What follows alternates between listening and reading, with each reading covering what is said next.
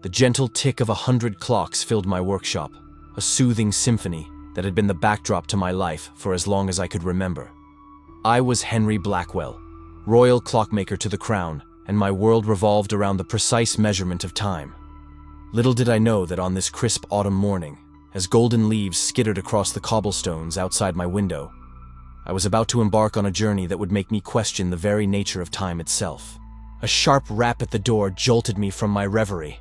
I looked up from the delicate gears spread before me on my workbench, my magnifying glass still perched precariously on my nose.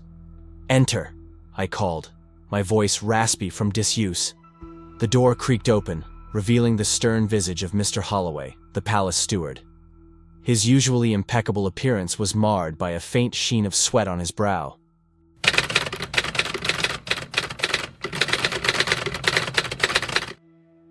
And his fingers fidgeted with the buttons of his waistcoat. "Master Blackwell," he said, his voice tight with barely concealed urgency. "Her Majesty requires your services immediately." I blinked in surprise. While I held the title of royal clockmaker, it was rare for the Queen herself to summon me directly. "Of course," I replied, hastily wiping my hands on my apron. "What seems to be the trouble?" Holloway's eyes darted about the room as if searching for eavesdroppers in the shadows cast by my countless timepieces. He leaned in close, his voice dropping to a whisper. "It's the clock in the East Wing. The one in Her Majesty's private study." A chill ran down my spine.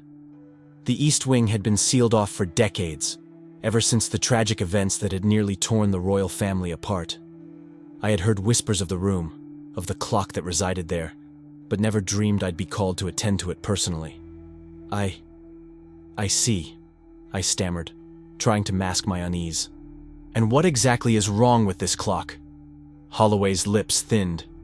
"That's just it. We don't know. Her Majesty insists it must be repaired, but—" He trailed off, his gaze distant. "Well, you'll see for yourself. Come, we mustn't keep her waiting." As we hurried through the palace corridors, the opulence of my surroundings seemed to fade into a blur. My mind raced with questions. Why now, after all these years? What could be so important about this particular clock that it would drive the Queen to break decades of silence? We arrived at a set of ornate double doors, guarded by two stone-faced sentries. At a nod from Holloway, they stepped aside, revealing a room bathed in shadows. The musty scent of disuse assaulted my nostrils as we entered, and I had to stifle a sneeze. There, in the center of the room, stood Her Majesty, Queen Victoria herself. The years had been kind to her, but I could see the weight of her crown etched in the lines around her eyes. She turned to me, her gaze sharp and assessing. "Master Blackwell," she said, her voice carrying the authority of decades on the throne. "I trust you understand the delicate nature of what I'm about to ask of you." I bowed low, my heart hammering in my chest. "Of course, Your Majesty. I am at your service." She gestured to a corner of the room where a sheet-covered object stood.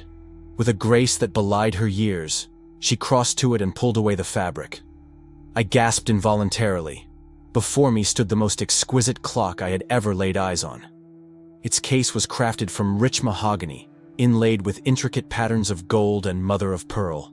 The face was a masterpiece of enameling, depicting scenes from classical mythology with breathtaking detail. But what struck me most was the utter stillness of its hands, frozen at precisely 3:27. "This clock has not moved in over 40 years, the Queen said, her voice barely above a whisper.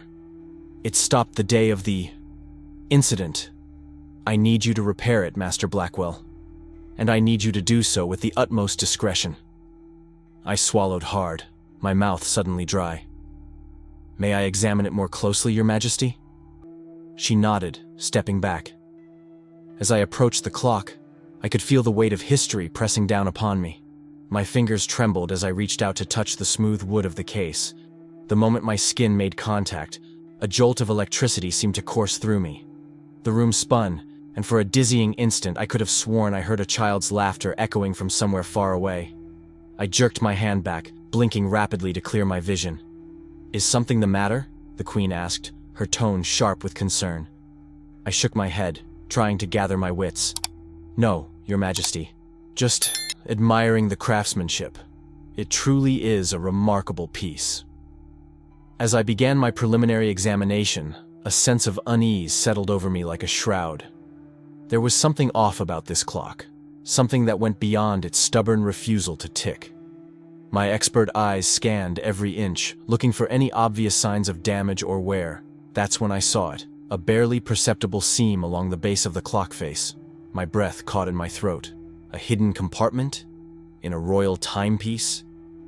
I glanced back at the Queen, but her expression remained impassive. Did she know? Was this why she had summoned me after all these years? With trembling fingers, I pressed gently along the seam. There was a soft click, and a small drawer slid open. Inside, yellowed with age, lay a single folded piece of paper. The Queen's sharp intake of breath was the only sound in the room. I reached for the paper, my heart pounding so loudly I was sure they could hear it in the next wing. As I unfolded it, my eyes widened in shock. There, written in a hand I did not recognize, were words that would haunt me for days to come. "The truth lies in the hands of time. Beware the 13th chime." I looked up at the Queen, questions burning on my tongue. But the expression on her face, a mixture of fear, anger, and something I couldn't quite name, stopped me cold. "Your Majesty," I began hesitantly, "what does this—" She cut me off with a raised hand. "You are to speak of this to no one, do you understand? Repair the clock, Master Blackwell. That is all I require of you." Her voice was steel, brooking no argument. As I gathered my tools, my mind whirled with possibilities. What secret could be so dire that it had lain hidden in this clock for 4 decades? And why did the Queen seem both desperate to have it working again, yet terrified of what it might reveal? One thing was certain. I was now entangled in a mystery far beyond my understanding. As I prepared to delve into the inner workings of this enigmatic timepiece, I couldn't shake the feeling that I was setting in motion events that would change not just my life, but the very fabric of the kingdom itself. Little did I know, the ticking of this clock would soon become a countdown to a truth that would shake the very foundations of everything I thought I knew. The following days blurred together in a haze of gears, springs, and increasingly disturbing revelations. I had moved my entire workshop into the East Wing, much to the discomfort of the palace staff who scurried past the door with averted eyes and hurried steps. The clock stood before me, a silent sentinel guarding its secrets. As I delved deeper into its intricate mechanisms, I couldn't shake the feeling that I was being watched. More than once, I caught movement out of the corner of my eye, only to turn and find nothing but dancing dust motes in the weak sunlight that filtered through the heavy curtains. On the 3rd day of my work, as I carefully extracted the clock's delicate escapement, a chill ran down my spine. There, etched into the brass in a hand so fine it was nearly invisible, was another message. "Time flows like blood. The hands will speak when the hour is right." I almost dropped the piece, my hands shaking uncontrollably. This was no ordinary clockmaker's mark. Someone had gone to extraordinary lengths to hide these cryptic warnings within the very heart of the timepiece. A soft cough behind me nearly caused me to leap out of my skin. I whirled around to find Mr. Holloway standing in the doorway, his face a mask of polite concern. "I do hope I'm not disturbing you, Master Blackwell," he said, his eyes darting to the disassembled clock. "Her Majesty wished me to inquire about your progress." I hesitated, unsure of how much to reveal. The Queen's warning echoed in my mind, but surely her trusted steward would be privy to such matters. "The mechanism is complex," I said carefully. There seemed to be some unusual modifications. Holloway's eyebrow arched ever so slightly. "Oh? How unusual?" Before I could respond, a commotion in the hallway drew our attention. A young maid burst into the room, her face pale with fright. "Mr. Holloway, sir! It's Lady Amelia! She's having one of her episodes!" Holloway's composure cracked for just a moment, revealing a flash of genuine fear. "Excuse me, Master Blackwell. This requires my immediate attention." He hurried from the room, leaving me alone with my swirling thoughts. Lady Amelia. The name tugged at the edges of my memory. I recalled hushed whispers among the servants, tales of the queen's reclusive niece, said to be touched by madness. Some claimed she had the gift of foresight, while others insisted she was merely a tragic reminder of the scandal that had nearly toppled the monarchy decades ago. Curiosity gnawed at me. I found myself drawn to the door, peering out into the dim corridor. The maid's frightened voice drifted from somewhere nearby. She was screaming about the clock again, sir. Said it was ticking even though it stopped, and she kept repeating something about the 13th hour over and over. I froze, my blood turning to ice in my veins. The 13th hour, the very phrase from the hidden message I'd discovered days ago. Abandoning caution, I slipped out of the room and followed the sound of muffled voices. They led me to a heavy oak door at the end of the wing. It stood slightly ajar, and through the crack, I could make out a dimly lit bedchamber. A young woman with wild dark hair sat huddled in the center of an enormous four-poster bed. Her eyes were wide and unfocused, darting about the room as if following the movement of invisible specters. Mr. Holloway stood at her bedside, speaking in low, soothing tones.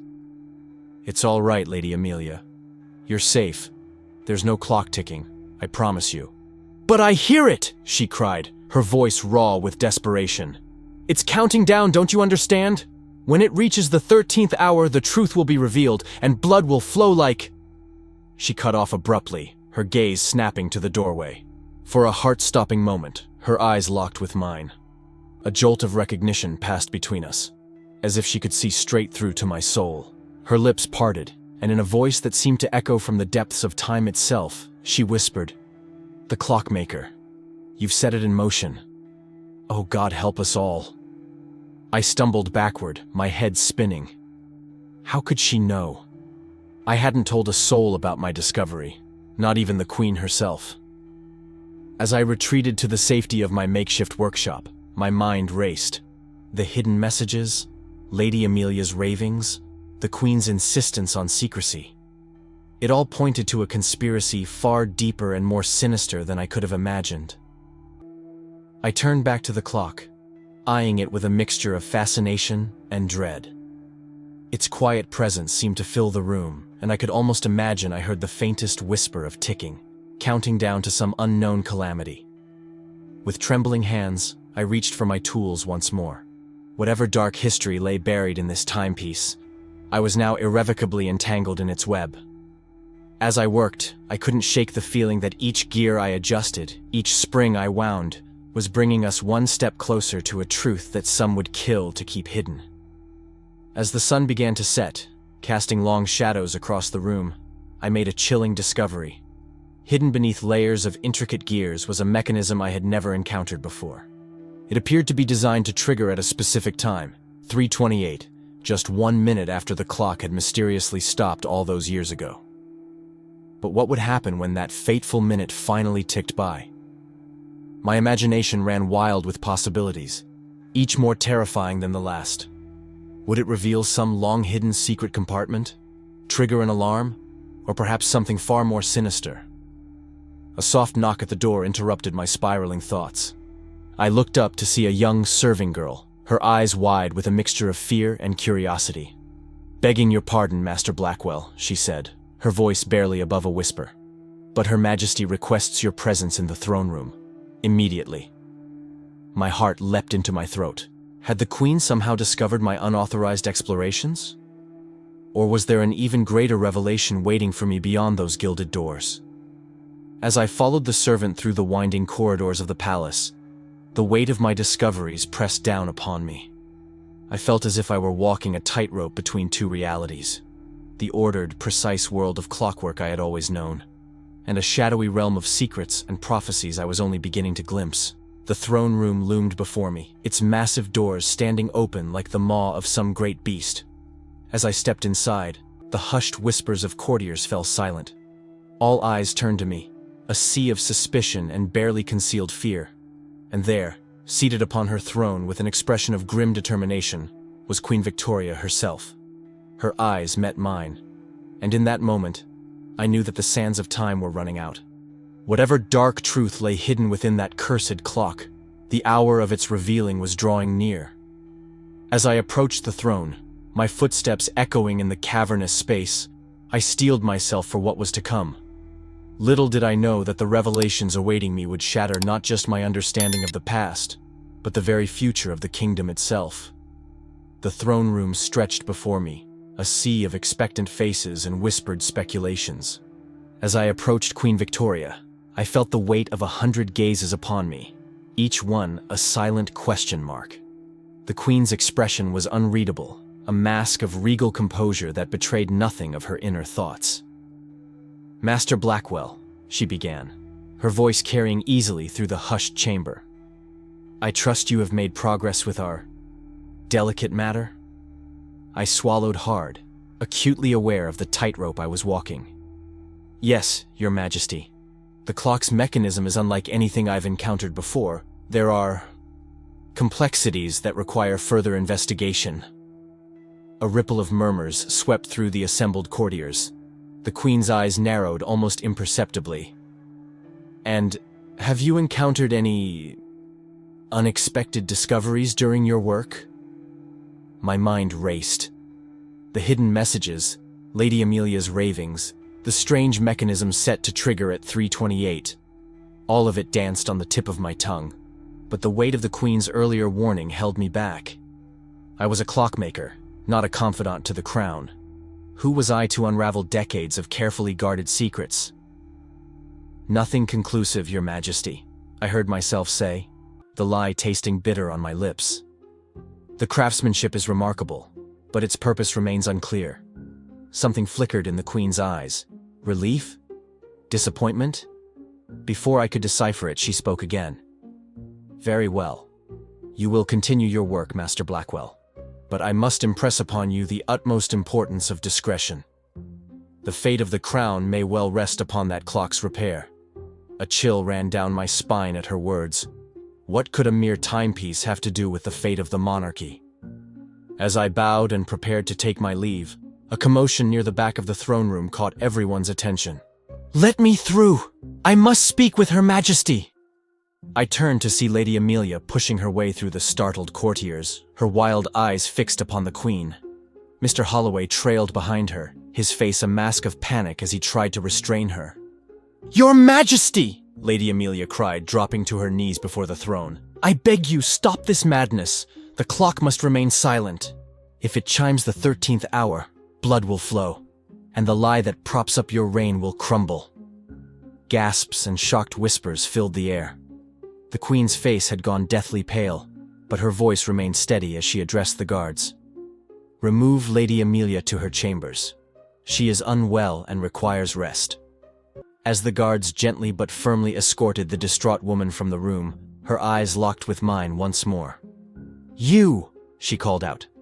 "Clockmaker, you hold the key to it all.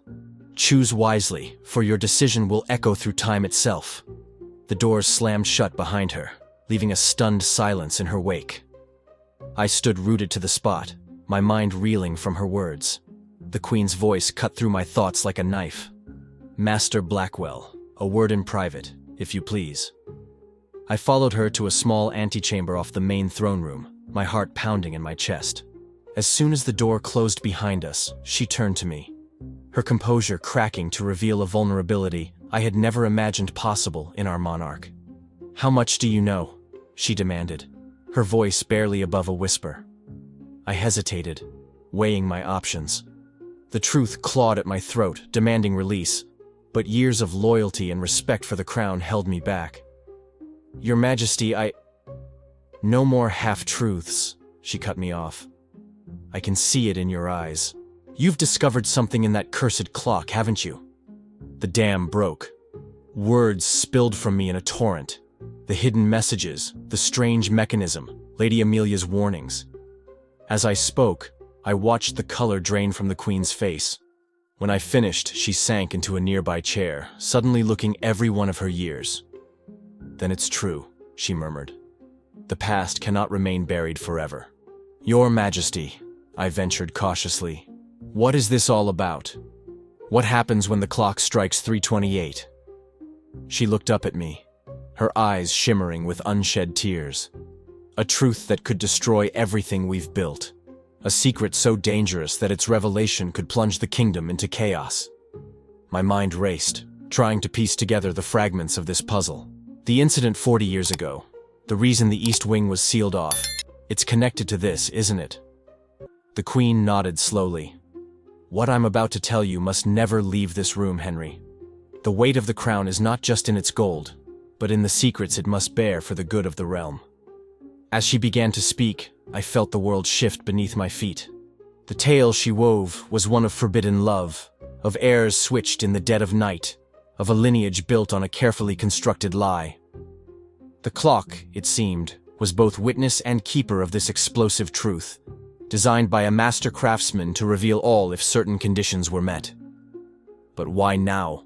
I asked, my head spinning with the implications. After all these years, why risk repairing it?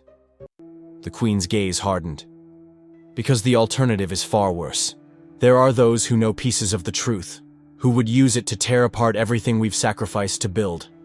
If the clock chimes as it was meant to, at least we control how the truth comes to light. I stared at her, aghast. You want me to ensure it does chime? To deliberately expose this secret? What I want, she said, her voice heavy with the weight of her crown, is for you to make a choice, Master Blackwell. Restore the clock to its full function, knowing what it may unleash, or ensure it never ticks again. The fate of the kingdom rests in your hands. As the full magnitude of the decision before me sank in, I felt as though I were standing on the edge of a precipice.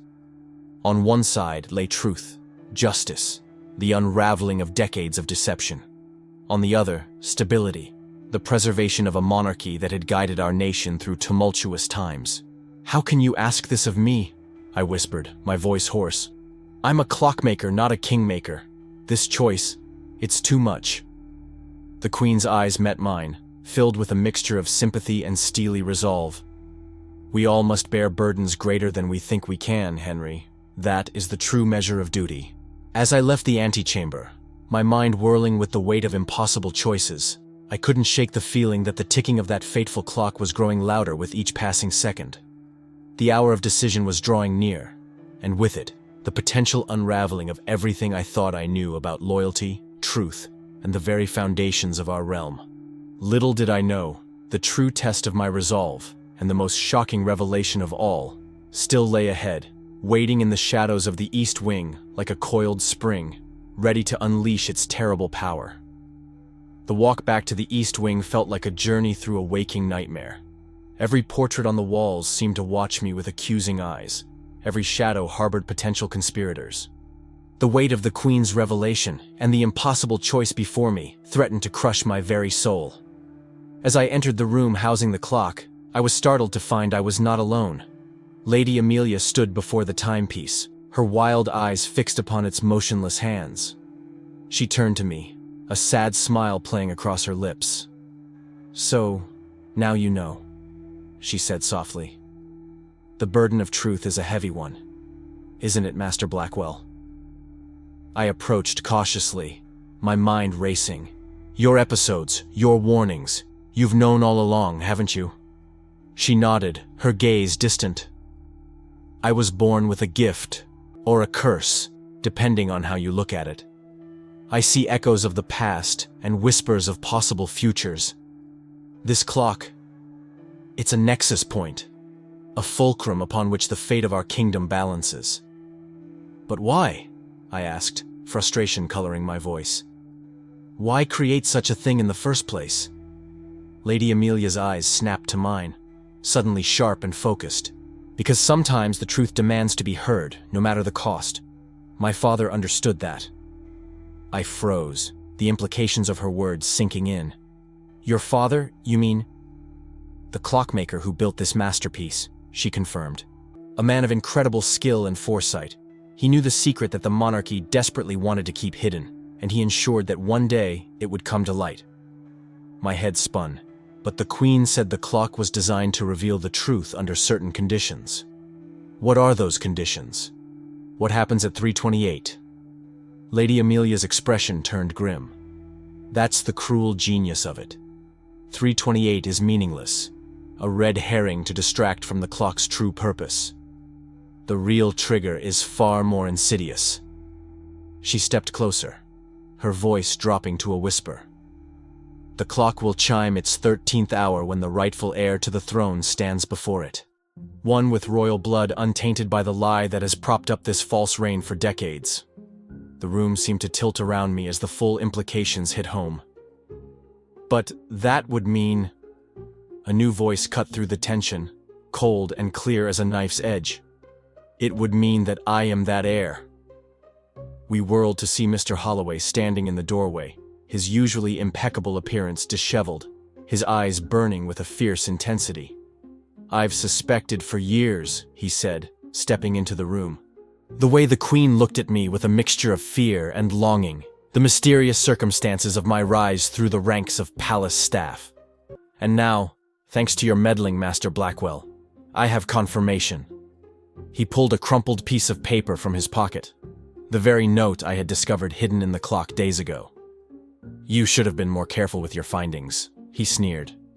My mind raced, pieces falling into place with dizzying speed. "You're the product of the affair. The true heir switched at birth to protect the official line of succession." Holloway's face twisted into a bitter smile. "A lifetime of servitude, bowing and scraping to those who stole my birthright. But no more. It's time for the truth to be known, for me to claim what is rightfully mine." He strode towards the clock, purpose in every step. Lady Amelia moved to intercept him, her eyes wide with panic. "You don't understand the forces you're dealing with.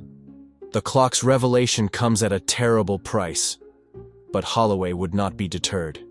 He shoved her aside, reaching for the clock's ornate case. "I've waited a lifetime for this moment. Nothing will stop me now." Time seemed to slow as his fingers made contact with the polished wood.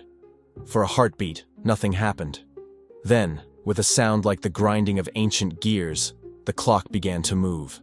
The hands spun wildly, whirling past the normal 12 hours and continuing on. 11, 12.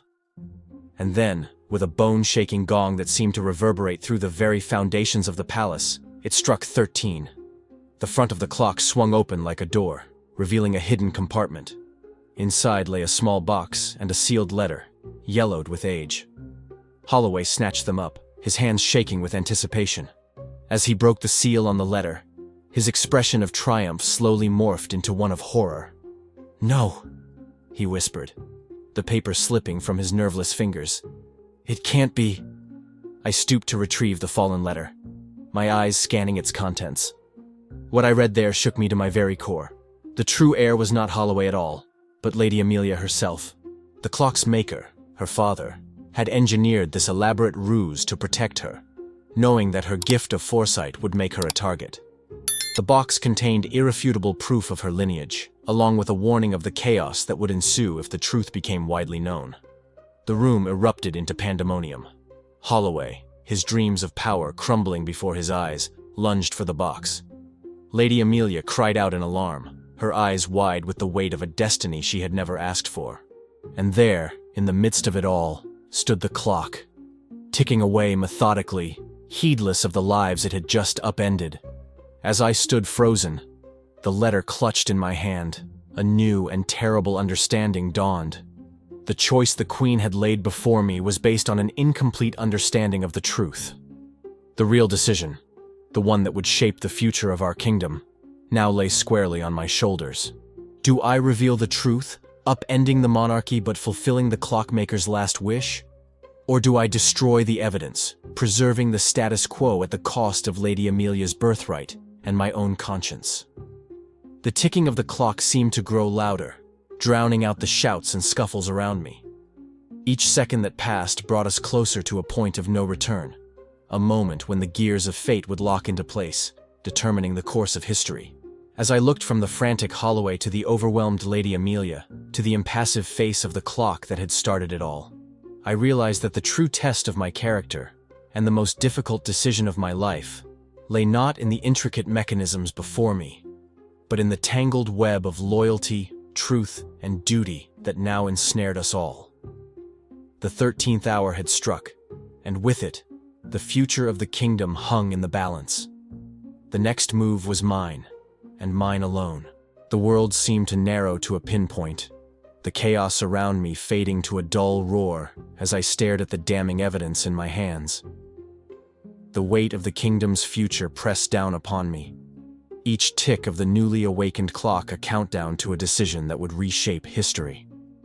Holloway's face contorted with rage as he lunged for the box containing the proof of Lady Amelia's claim. "No!" he snarled, desperation lending him strength. "It's mine! It must be mine!" Lady Amelia's eyes locked with mine, a maelstrom of emotions swirling in their depths. Fear, resignation, and a flicker of something else, hope, perhaps, danced across her features. "Henry," she whispered, my name on her lips feeling suddenly, intimately familiar. "What will you do?" The sound of running footsteps echoed from the corridor outside. The commotion had not gone unnoticed. Soon, the room would be flooded with guards, courtiers, and who knew what other players in this deadly game of secrets and lies. Time was running out. With a sudden clarity, I knew what I had to do. I tucked the letter into my waistcoat and snatched the box from Holloway's grasping fingers. "Follow me," I hissed to Lady Amelia, grabbing her hand. "Stop them!" Holloway roared, but I was already moving, pulling Lady Amelia towards a concealed door I had discovered during my work on the clock, a secret passage used by servants in bygone days. We plunged into darkness, the sounds of pursuit fading behind us as we navigated the narrow, dusty corridor. Lady Amelia's hand trembled in mine, but her steps were sure. "Where are we going?" she whispered. "To see the Queen," I replied, my voice tight with tension. "It's time to end this charade once and for all." As we emerged from the passage into a little-used part of the palace, my mind raced. The enormity of what I was about to do threatened to overwhelm me. I was no longer just Henry Blackwell, royal clockmaker. In this moment, I held the power to topple a monarchy, to rewrite the very history of our nation. "Why are you doing this?" Lady Amelia asked as we hurried through deserted hallways. "You owe no loyalty to me. You could have destroyed the evidence, kept your position, lived in comfort for the rest of your days." I slowed, turning to face her. In the dim light, her eyes shimmered with unshed tears. "Because the truth matters," I said softly. "Because you deserve to know who you really are. And because—" I hesitated, a realization dawning that shook me to my core. "Because in unraveling this mystery, I think I've fallen in love with you." The words hung between us, as shocking to me as they were to her. Lady Amelia's eyes widened, a flush creeping across her cheeks. For a moment, the weight of destiny lifted, and we were just a man and a woman, standing on the precipice of something profound. The moment shattered as voices echoed from a nearby corridor. "This way!" Holloway's distinctive tones carried to us. "They can't have gone far!" Reality crashed back upon us. We turned as one and ran, our feet carrying us towards the Queen's private chambers. My heart pounded, not just from exertion, but from the terrifying exhilaration of the choice I had made. There would be no going back from this. We burst into the Queen's study, startling her as she sat at her writing desk. Her eyes widened as she took in our disheveled appearance and the box clutched in my white-knuckled grip. "Your Majesty!" I gasped, struggling to catch my breath. The clock. It chimed 13. The truth. It's not what any of us thought. The color drained from the Queen's face as understanding dawned. Her gaze locked onto Lady Amelia, a mixture of fear and long-buried affection warring in her eyes. "So, it's come to this at last," she murmured. As succinctly as I could, I explained what had transpired, the clock's true purpose, Holloway's mistaken belief, and the earth-shattering revelation of Lady Amelia's true heritage. With trembling hands, I presented the box and letter to the Queen. She read in silence, her composure cracking with each passing moment. When she finished, she looked up at us, tears streaming down her face. "All these years," she whispered. "All the lies, the deceptions, and still, the truth finds a way." The door burst open, admitting a red-faced Holloway flanked by palace guards. "Seize them!" he shouted. "They're trying to overthrow the monarchy with forged documents and wild tales." "Enough!" The Queen's voice cracked like a whip, freezing everyone in place. She stood, drawing herself up to her full height, every inch the monarch despite her tear-stained cheeks. "Mr. Holloway, you will stand down, now." Confusion rippled through the room. Holloway's face contorted with desperation. "But your majesty, I'm the true heir, the clockmaker's son. It's my birthright." "No, Edward," the Queen said softly, using his given name for perhaps the first time. "You are as much a victim in this as anyone. The clockmaker was not your father. He was Amelia's." The revelation hung in the air like a thunderclap. Holloway staggered back as if physically struck, his world crumbling around him. Lady Amelia let out a small gasp, her hand finding mine and squeezing tightly. The Queen's gaze swept the room, landing finally on Lady Amelia. "The time for secrets is past," she declared. "Amelia, my dear, brave girl, you are the true heir to the throne, the daughter I was forced to hide away to protect the line of succession. Can you ever forgive an old woman's cowardice?" Lady Amelia stepped forward, her voice thick with emotion. "There is nothing to forgive, Mother." As they embraced, years of pain and separation melting away, I felt the wheels of history turning. The choice I had made, to pursue the truth no matter the cost, had set us on an irrevocable path. The monarchy would be forever changed, the sins of the past laid bare for all to see. But as I watched mother and daughter reunite, as I saw the first glimmers of a future built on honesty rather than deception, I knew in my heart that it had been the right choice. The clock in the East Wing chimed in the distance, marking the hour. But this time, its song was not one of secrets and lies, but of truth and new beginnings. The 13th hour had passed, and with it, the old order. What would rise in its place remained to be seen. As Lady Amelia turned to me, her eyes shining with a mixture of gratitude, affection, and the weight of her newfound destiny, I realized that my role in this grand drama was far from over. The gears of fate had been set in motion, and I, Henry Blackwell, once a simple clockmaker, now stood at the very heart of a kingdom on the brink of transformation. The future stretched before us, uncertain but filled with possibility.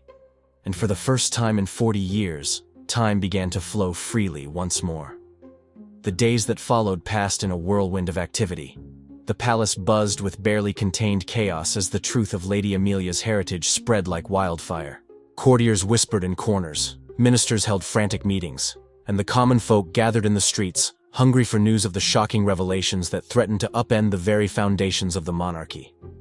Through it all, I found myself at the eye of the storm.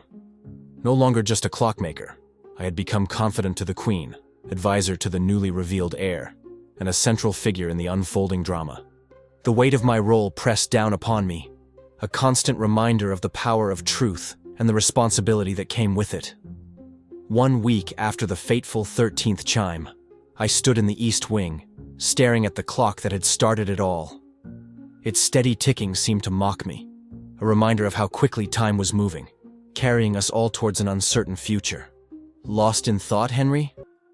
I turned to see Lady Amelia, or Princess Amelia, as she was now officially known, standing in the doorway. Despite the finery she wore, there was a vulnerability in her eyes that tugged at my heart. "Just reflecting on how much has changed," I replied, offering a small smile. "A week ago, I was merely concerned with gears and springs. Now?" She crossed the room to stand beside me, her hand finding mine with a familiarity that still sent a thrill through me. "Now you're the man who changed the course of history," she finished softly. "The man who gave me back my identity, my family, my future." I swallowed hard, acutely aware of the disparity in our stations. "Your Highness, Amelia," she interrupted firmly. "To you, I'm always Amelia." Our eyes met, and for a moment, the world fell away. But the spell was broken by a discreet cough from the doorway. We turned to see Mr. Holloway, stripped of his position, but granted a dignified retirement in light of his unwitting role in the deception. "Forgive the interruption," he said, his voice heavy with resignation. "But Her Majesty requests your presence in the throne room. Both of you. It's time." The gravity of the moment settled over us like a shroud. Today was the day the Queen would make her public address, revealing the truth to the nation and setting in motion the transition of power. As we followed Holloway through the winding corridors, I felt as though we were walking towards the edge of a precipice. The throne room was packed to bursting. A sea of anxious faces turned towards the dais where the Queen stood, resplendent in her royal regalia. As Amelia and I took our places beside her, I could feel the weight of 1,000 gazes upon us. Queen Victoria raised her hand, and a hush fell over the assembled crowd. Her voice, when she spoke, carried the weight of decades of rule and the pain of long-buried secrets. "My loyal subjects," she began, "today I come before you not just as your queen, but as a woman who has carried a terrible burden for far too long. The time has come for truth, for reconciliation, and for a new chapter in our nation's history." What followed was a tale that left the audience gasping and murmuring in shock. The Queen spared no detail, laying bare the deceptions of the past, the true heritage of Princess Amelia, and the remarkable series of events that had brought us to this moment. As she spoke, I watched the faces in the crowd. There was anger, yes, and confusion. But there was also a growing sense of something else. Hope. Hope for a future built on honesty, for a monarchy reborn in the light of truth. When the Queen finished her tale, she turned to Amelia, her eyes shining with unshed tears. "And now, my daughter, my heir, I ask you to step forward and take your rightful place." A hush fell over the room as Amelia moved towards the throne. This was the moment of truth, the culmination of everything we had set in motion. As she reached the dais, however, she paused, turning back to look at me. In that moment I saw the future stretching out before us, a future of duty and sacrifice, of putting the needs of the nation above our own desires. I saw the gulf that would always exist between a princess and a clockmaker, no matter how much love lay between them. Amelia must have seen the realization in my eyes, for a sad smile touched her lips. Then, to my shock and the audible gasps of the assembled crowd, she reached out and took my hand, pulling me to stand beside her. "My people," she said, her voice ringing clear and strong. "I stand before you as your rightful heir, ready to shoulder the responsibilities that come with my birthright. But I do not stand alone." She squeezed my hand, and I felt a surge of strength flow between us. The man beside me is Henry Blackwell, and it was his courage, his unwavering commitment to truth, that brought us to this moment. As we move forward into a new era, I ask that he stand beside me not just as advisor, but as my partner in all things. The room erupted into chaos. Nobles sputtered in outrage, ministers huddled in frantic discussion, and through it all, the Queen watched with a mixture of pride and amusement. "Well, Henry," she said, pitching her voice to carry over the din, "it seems you've managed to upend the monarchy twice in as many weeks. What do you say? Are you ready to help shape the future of our nation?" I looked at Amelia, saw the love and trust shining in her eyes, and knew there was only one answer I could give. "Your Majesty," I said, dropping into a deep bow. "I would be honored." As I straightened, I caught sight of the old clock, visible through the throne room's open doors. For a moment, I could have sworn I saw a flicker of movement, the ghostly image of a proud father, smiling at the daughter who would carry on his legacy of truth.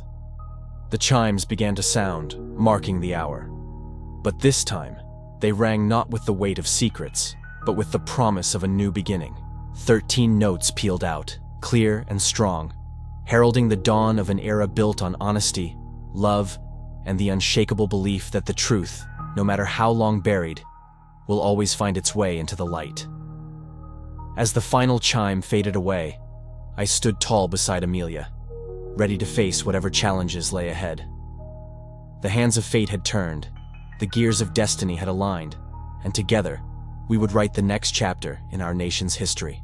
The clockmaker and the princess, bound by love and united in purpose, stepping forward into a future limited only by the bounds of our courage and the strength of our convictions.